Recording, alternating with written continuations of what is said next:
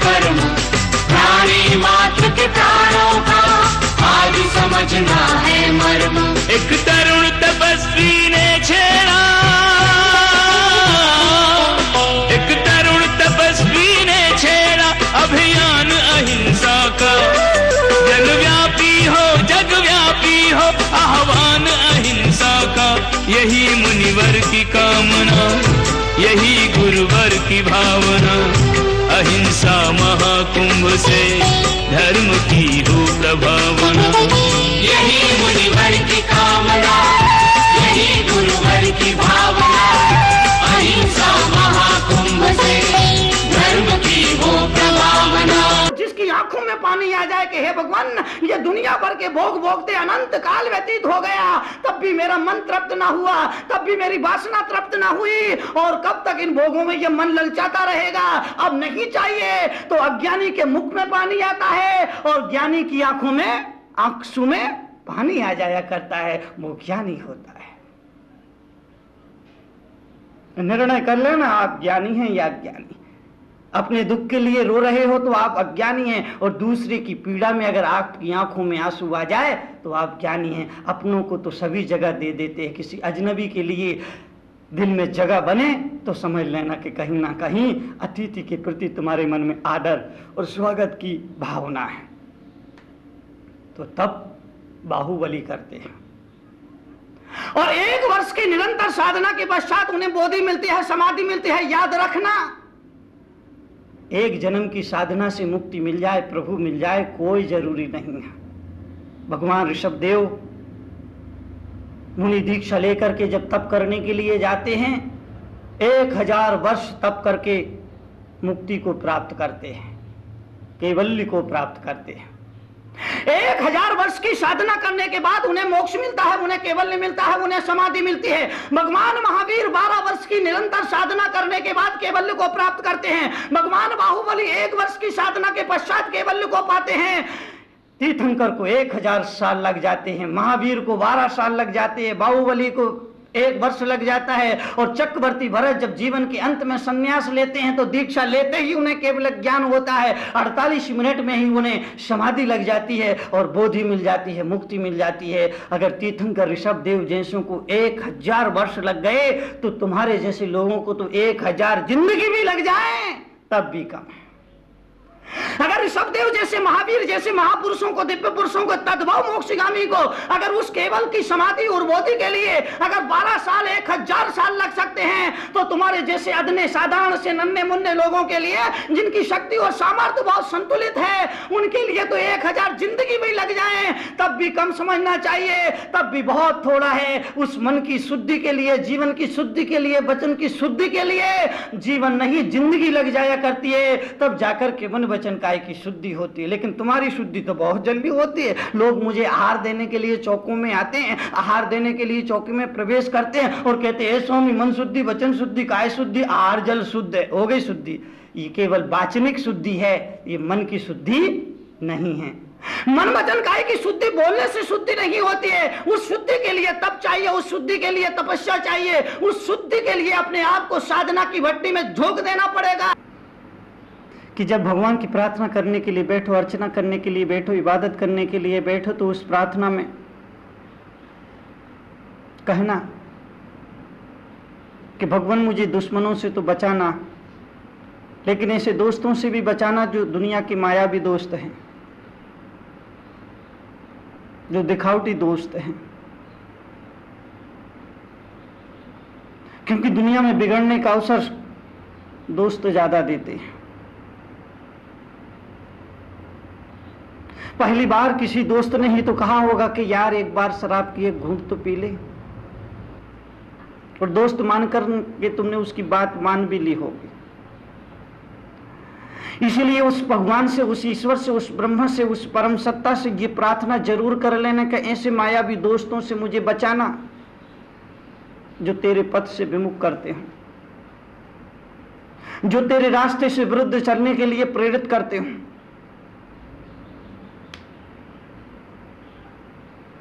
आदमी गफलत में आ जाता है, आदमी नींद में आ जाता है, आदमी मूर्छा में आ जाता है, आदमी तंद्रा में आ जाता है। इसलिए उस मायावी दोस्तों से बचने की प्रार्थना भी लगे हाथ कर लेना, क्योंकि कई बार दोस्त के रूप में दुश्मन मिल जाया करते हैं और कई बार दुश्मन के रूप में दोस्त मिल जाया करते हैं। जिनको तुम दुश्मन समझते हो वो अक्सर दोस्त बन जाया करते हैं, और जिनको तुम दोस्त मानते हो वो अक्सर दुश्मन का काम किया करते हैं। बाद में विरोधाभास, लेकिन इस विरोधाभास में जीवन की सच्चाई है, जीवन की गहराई है, जीवन का यथार्थ है, जीवन का परमार्थ है, जीवन की वास्तविकता है, उसको भी समझने की कोशिश करना। जब कोई तुम्हारी आदतों पर प्रहार करता है, तुम्हारे संस्कारों पर प्रहार करता है, तुम्हारी आदतों से तुम्हें जगाता है, तो तुम्हें लगता है कि वो तुम्हारा दुश्मन है। जैसे आप जब सो रहे हो, माँ बेटा सो रहा है और माँ जगाने के लिए आती है, सुबह का वक्त होता है, ठंडी ठंडी हवा चल रही होती है, मीठी मीठी नींद आ रही होती है, तब माँ बेटे को आवाज देती है कि बेटा उठो, बेटा उठो। तो बेटे को लगता है जैसे माँ माना हो वो उसकी दुश्मन हो, क्योंकि जब जब कोई तुम्हारी आदतों पर प्रहार करता है, तुम्हारी नींद पर प्रहार करता है, तो वो प्रहार करने वाला तुम्हें अपना दुश्मन नजर आता है। उस बेटे को लगता है कि ये मेरी मां नहीं, ये दुश्मन है, ये शत्रु है, ये मुझे परेशान करती है, ये मुझे आराम नहीं करने देती है, ये चैन से सोने नहीं देती है। इसलिए वो बेटा जब उसकी माँ उसे जगाती है, नींद को तोड़ती है, तंद्रा को तोड़ती है, मूर्छा को तोड़ती है, तो उस बेटे को वो माँ दुश्मन नजर आती है। और ठीक इसी तरह से जब कोई ज्ञानी, कोई संत, कोई मुनि, कोई आचार्य, कोई ब्रह्म पुरुष, कोई तीर्थंकर पुरुष, कोई अवतारी पुरुष तुम्हारी आदतों पर प्रहार करता है, तुम्हारे चरित्र पर प्रहार करता है, तुम्हारी नींद पर प्रहार करता है, तुम्हें नींद से जगाता है, झकझोरता है, तो वो ज्ञानी पुरुष, वो संत पुरुष तुम्हें दुश्मन नजर आता है, वो शत्रु नजर आता है, वो तुम्हें पराया नजर आता है। इसलिए मैंने कहा कि दुश्मन कभी कभी मित्र नजर आता है और मित्र कभी कभी दुश्मन नजर आता है। बात समझने की है।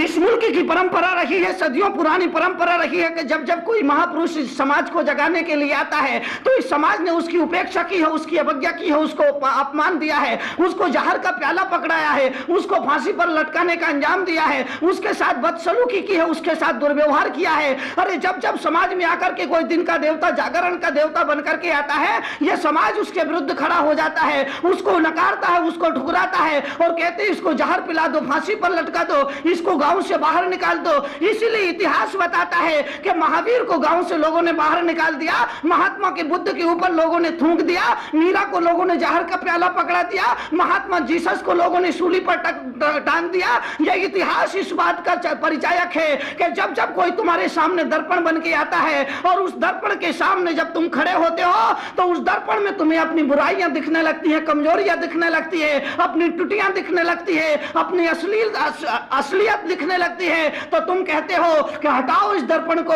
फोड़ दो इस दर्पण को, निकाल फेंको इस दर्पण को। मैं आपसे निवेदन यह करना चाहता हूं, संत मुनि तुम्हारे सामने दर्पण बन करके आते हैं। कोई मुनि अगर आ रहा है, कोई आचार्य अगर आ रहा है, कोई संत पुरुष अगर आ रहा है, तो वो तुम्हारे सामने दर्पण बन करके आया है। और उस दर्पण में जाकर के, दर्पण के सामने खड़े होकर के अपने चेहरे पर लगी हुई कालिमा को देख लेना और मिटा लेना, अपने चेहरे पर लगा हुआ धब्बा साफ कर लेना, अपने चेहरे पर लगा हुआ कोई कलंक है उसे मिटा लेना। यह उस दर्पण का उपयोग होता है, यह उस दर्पण की उपयोगिता होती है, यह उस दर्पण का प्रसंग होता है, यह दर्पण के लाभ लेने का एक अवसर होता है। लेकिन हमने हमेशा दर्पण को ठुकराया है, दर्पण को देख करके हमने अपना मुख मोड़ा है, दर्पण को देख करके हमने अपना चेहरा फेरा है।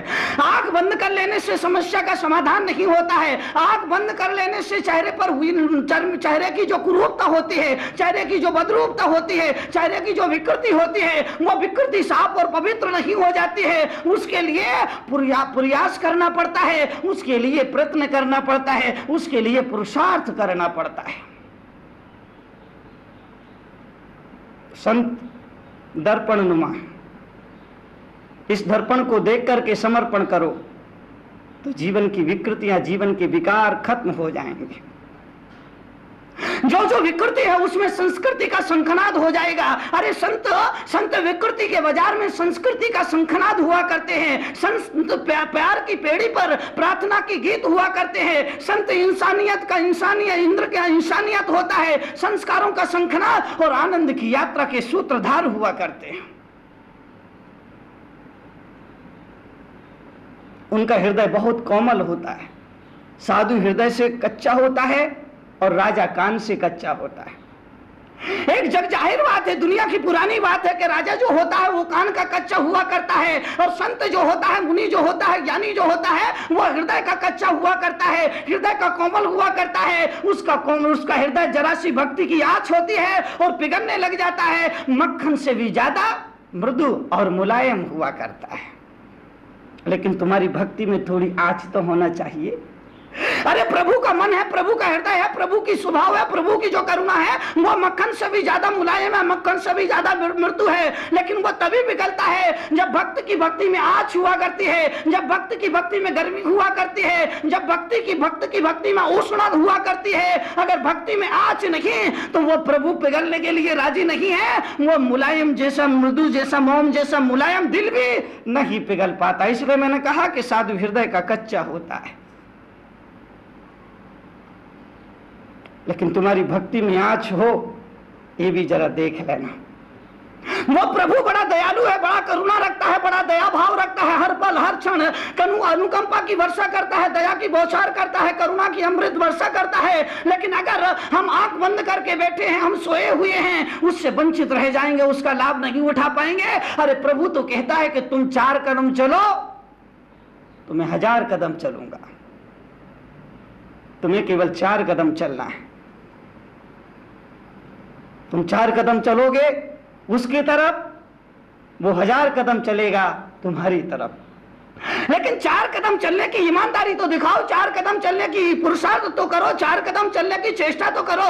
आदमी इतना बेईमान, इतना बेईमान, इतना बेईमान, इतना बेईमान है कि वो 4 कदम भी नहीं चलना चाहता है, 4 कदम चलने का पुरुषार्थ भी नहीं करना चाहता है, 4 कदम चलने की ईमानदारी भी नहीं दिखाना चाहता है। वो सोचता है कि घर बैठे ही मुझे प्रभु आ जाए और वो आकर के मुझे वैकुंठ पहुंचा दे, मुझे स्वर्ग पहुंचा दे, मुझे परम धाम पहुंचा दे। ऐसा कभी नहीं होता है।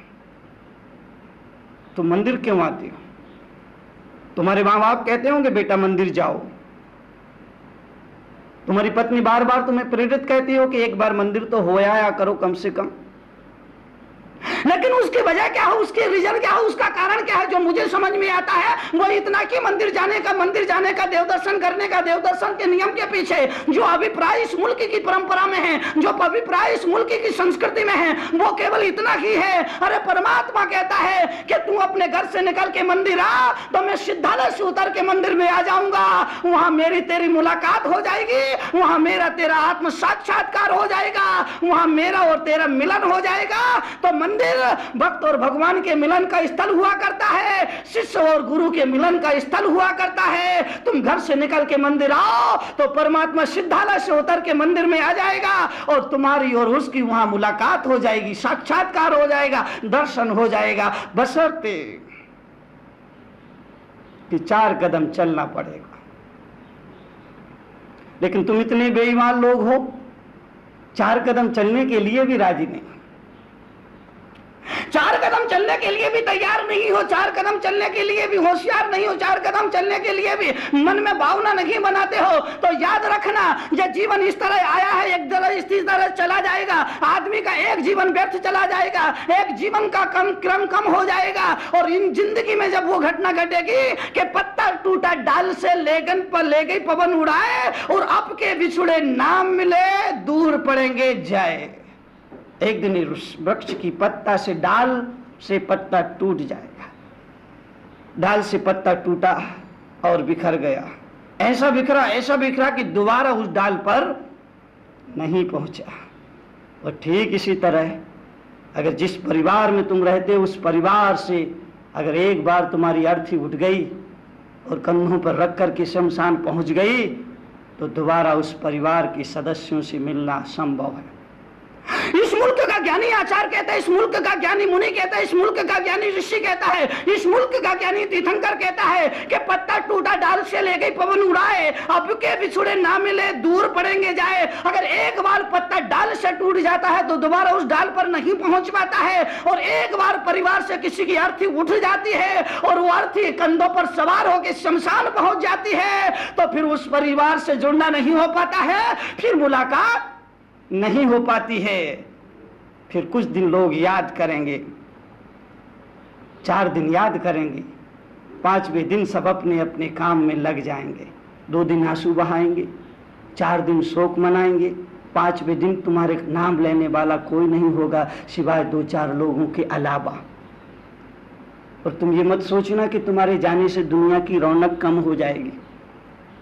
इस गलत फहमी में, इस गलत भ्रम में कभी मत रहना कि तुम्हारे जाने से ये महफिलें सजना बंद हो जाएंगी, ये रौनक दुनिया की कम हो जाएगी, ये दुनिया का क्रम जो चल रहा है इसमें कोई कमी आ जाएगी। इसमें कोई कमी नहीं आने वाली है। हजारों महफिलें होंगी, हजारों कारवा होंगे, जमाना तुमको ढूंढेंगे, न जाने तुम कहां होगे। हजारों महफिलें होंगी, ये महफिलें इसी तरह से सजती रहेंगी, ये दुनिया की गतिविधियां इसी तरह से चलती रहेंगी। ये दुनिया की रौनक, ये दुनिया की चहल पहल, ये दुनिया का ताम झाम ज्यों का त्यों रहेगा। हजारों महफिलें होंगी, हजारों कारवा होंगे, जमाना हमको ढूंढेंगे, न हम जाने कहां होंगे।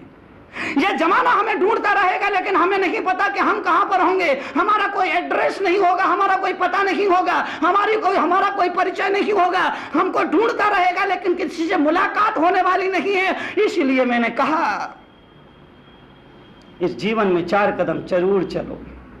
अगर आप जानना चाहते हैं जीवन का व्यवहारिक ज्ञान, चाहते हैं अपने जीवन में परिवर्तन, तो पढ़िए जीवन के व्यवहारिक ज्ञान से रूबरू कराती विश्व में कड़वे प्रवचनों के लिए विख्यात क्रांतिकारी राष्ट्र संत मुनि श्री 108 तरुण सागर जी महाराज की बहुचर्चित पुस्तक कड़वे प्रवचन, जिसका नाम दर्ज है Guinness book of world records में। 14 भाषाओं में जिसकी अब तक 7 लाख प्रतियां प्रकाशित हो चुकी हैं। देश के सभी A.H. व्हीलर के रेलवे बुक स्टॉल्स पर उपलब्ध कड़वे प्रवचन के 8 भागों का पूरा सेट मात्र 1200 रुपए में एवं कोई भी एक भाग मात्र 150 रुपए में। पोस्टिंग एवं हैंडलिंग चार्जेस एक्स्ट्रा। मंगवाने के लिए आज ही संपर्क करें 196 सेक्टर 18 फरीदाबाद हरियाणा। संपर्क सूत्र 0129 226254 098 107 ईमेल ahimsamahakundh108@gmail.com। क्रांतिकारी राष्ट्र संत मुनि श्री तरुण सागर जी महाराज के क्रांतिकारी विचारों को जानने व समझने के लिए घर बैठे ही मंगवाएं अहिंसा महाकुंभ पत्रिका और मुनिश्री के विचारों को पढ़कर सुधारें अपना जीवन। अहिंसा महाकुंभ पत्रिका की आजीवन सदस्यता प्राप्त करें मात्र 2100 रुपए में। आज ही संपर्क करें अहिंसा महाकुंभ पत्रिका 196 सेक्टर 18 फरीदाबाद हरियाणा। संपर्क सूत्र 0129 226254 09810724900।